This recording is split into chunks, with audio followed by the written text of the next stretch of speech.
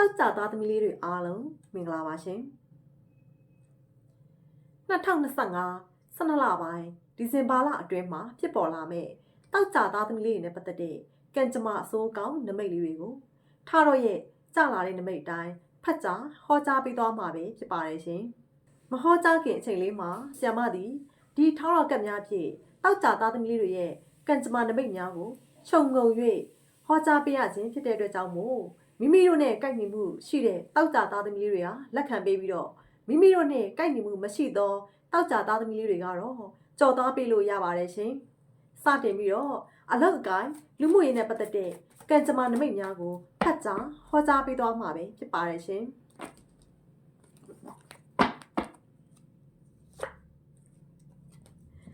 တောက်ကြသားသမီးလေးတွေဟာအခုကာလကနေစတင်ပြီးတော့နေရာပြောင်းလဲနေတိုးတက်မဲ့ကာလဖြစ်ပါတယ်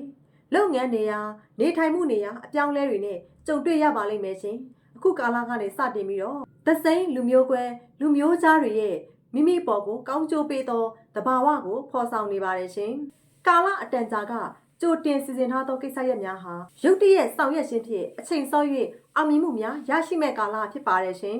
်ဘဝလမ်းကြောင်းနှင့်တိုးတက်မှုများရရှိမဲ့ကာလဖြစ်ပါတယ်ရှင်ကာလအတန်ကြာကပိတ်ဆို့နေသောစီးပွားရေးလုပ်ငန်းကိစ္စတွေလည်းရုတ်တရက်ဆိုသလိုပြန်လည်ပြီးတော့အခွင့်ကောင်းများရရှိမဲ့ကာလဖြစ်ပါတယ်ရှင်။တပားသူလက်အောက်ရောက်ရှိနေသောမိမိပိုင်ပစ္စည်းများမိသားစုပိုင်ပစ္စည်းများလည်းလက်ဝယ်ပြန်လည်ရရှိလာပါလိမ့်မယ်ရှင်။လူမှုရေးအပိုင်းမှာတော့မိမိပေါ်ကိုမနာလိုရန်ပြုသူတွေကတော့ပေါ်များနေပါလိမ့်မယ်ရှင်။လုပ်ငန်းနဲ့ပညာတွဲဖက်ရေးတိုးတက်အောင်မြင်မဲ့ကာလဖြစ်ပါတယ်ရှင်။ခရီးသွားရန်စက်စီနေသောကိစ္စရပ်များလည်းရုတ်တရက်ပေါ်ပေါက်လာပြီးတော့လိုရာခီးကိုရောက်ရှိသွားမဲ့ကာလဖြစ်ပါတယ်လို့ဟောကြားပေးချင်ပါတယ်ရှင်။ဆက်လက်ပြီးတော့ငွေရေးကြေးနဲ့ပတ်သက်ပြီးတော့လေရတဲ့လျက်ကြံ့ကြာနေသောငွေရေးကြေးများလက်ဝယ်ပြန်လည်ရရှိလာပါလိမ့်မယ်ရှင်မိမိရပိုင်ခွင့်နဲ့ရရှိထားသောငွေဝင်လမ်းကြောင်းများကိုလည်းလိုချင်တက်မှတ်တဲ့သူများပေါ်များနေပါလိမ့်မယ်ရှင်ထို့သူတို့အားလုံးကိုရှင်ပြိုင်၍မိမိကသာလျှင်အနိုင်ရအောင်မြင်၍ငွေဝင်လမ်းကြောင်းမှုများရရှိလာပါလိမ့်မယ်ရှင်အရက်ဝေးနဲ့ပတ်သက်သောငွေကြေးကိစ္စရပ်များလည်းအဆင်ပြေလာပါလိမ့်မယ်ရှင်အခုကာလအတွင်းမှာငွေကြေးနဲ့ပတ်သက်ပြီးတော့စီးပွားကံလုပ်ငန်းကံများတိုးတက်ပြီးတော့ငွေမြောက်များစွာရရှိမဲ့ကာလဖြစ်ပါတယ်လို့ဟောကြားပေးချင်ပါတယ်ရှင်ဆက်လက်ပြီးတော့ပညာရေးနဲ့ပတ်သက်ပြီးတော့လည်းအလွန်ကောင်းမဲ့ကာလဖြစ်ပါတယ်ရှင်ထင်ထင်ရှားရှားအောင်မြင်မှုများရရှိမဲ့ကာလဖြစ်ပါတယ်ပြည်တွင်းသာမကပြည်ပအတတ်ပညာများကိုလည်းစီးပူးနိုင်မဲ့ကာလဖြစ်ပါတယ်ရှင်ဘလောက်ပင်ခက်ခဲစေသောပညာရပ်မျိုးကိုမဆိုမိမိကကြော်လွှားနိုင်၍အောင်မြင်မဲ့ကာလဖြစ်ပါတယ်ရှင်အခုကာလအတွင်းမှာအရွေးရခတ်နေသောပညာလမ်းကြောင်းတစ်ခုပေါ်ပေါက်လာပါကလမ်းစာတစ်ကိုသာလင်းဦးစားပေးရွေးချယ်ပါလို့အကြံဉာဏ်ပေးချင်ပါတယ်ရှင်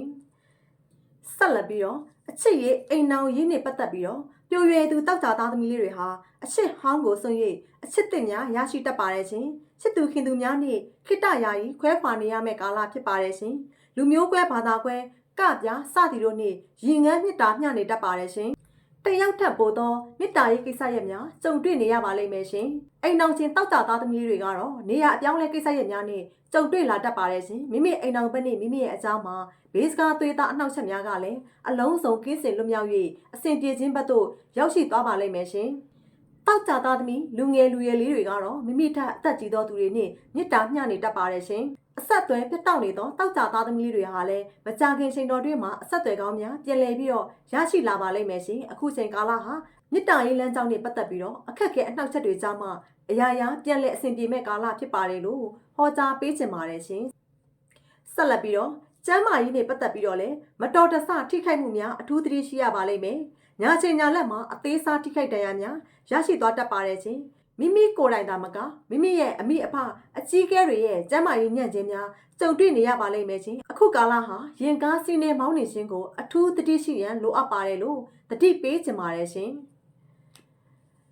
12လပိုင်းအတွင်းမှာတောက်ကြသားသမီးလေးတွေအတွက်ကံကောင်းစေတဲ့အယောင်လေးတွေကတော့ရွှေအိုရောင်ကြက်သွေးရောင်အပြာနုရောင်နဲ့ခရမ်းရစ်ရောင်ပါသောအယောင်လေးတွေပဲဖြစ်ပါတယ်ရှင်ကံကောင်းစေတတ်သောကဏ္ဍနံပါတ်လေးတွေကတော့3ခွန်2ပါသောနံပါတ်လေးတွေပဲဖြစ်ပါတယ်ရှင်အစိုးများကင်းပြီးကောင်းတာလေးတွေကိုရရှိစေရန်အတွက်စင်ရနွမ်းပါနေသောအမျိုးသမီးလေးတဦးအားတွေ့ရှိပါကမိမိတို့ရဲ့တတ်နိုင်သမျှအဝတ်အထည်လေးတွေကိုလှူဒန်းပေးကမ်းရင်းဖြင့်ဆုတောင်းပေးလိုက်မယ်ဆိုရင်တောက်ကြသားသမီးလေးတွေမှာဖြစ်ပေါ်နေတဲ့အစိုးလေးတွေဟာကင်းပြီးတော့ကောင်းချင်းဘက်သို့ရောက်ရှိလာမှာပဲဖြစ်ပါတယ်ရှင် အခုလိုမျိုးဆရာမဟောကြားပေးခဲ့ခြင်းဟာ12လပိုင်းအတွင်းမှာဖြစ်ပေါ်လာမဲ့တောက်ကြသားသမီးလေးတွေနဲ့ပတ်သက်တဲ့ကံကြမ္မာနမိတ်လေးတွေပဲဖြစ်ပါတယ်ရှင်မိမိတို့ရဲ့ကံကြမ္မာအစိုးကောင်းနမိတ်လေးတွေကိုတီးတန့်သိလို့မေးမြန်းလို့တဲ့တောက်ကြသားသမီးလေးတွေကလည်းဆရာမရဲ့ဖုန်းနံပါတ် Viber ရှက်ပေါက်များမှတစ်ဆင့်ဆက်သွယ်မေးမြန်းလို့ရပါတယ်ရှင်ဉာဏ်ပူဇော်ကလေးတွေကိုတော့သတ်မှတ်ထားပါတယ်ရှင်တောက်ကြသားသမီးလေးတွေအားလုံးလည်းအစဉ်ပြေကံကောင်းကြပါစေရှင်စိတ်ဤချမ်းသာခြင်းကိုဤကျမ်းမာခြင်းတွေနဲ့တလုံးတဝပြေဝကြပါစေဘေးဥပတ်အနေများမှလည်းကင်းစင်လွတ်မြောက်ကြပါစေစီးပွားကံလုပ်ငန်းကံတွေလည်းတိုးတက်အောင်မြင်ကြပါစေ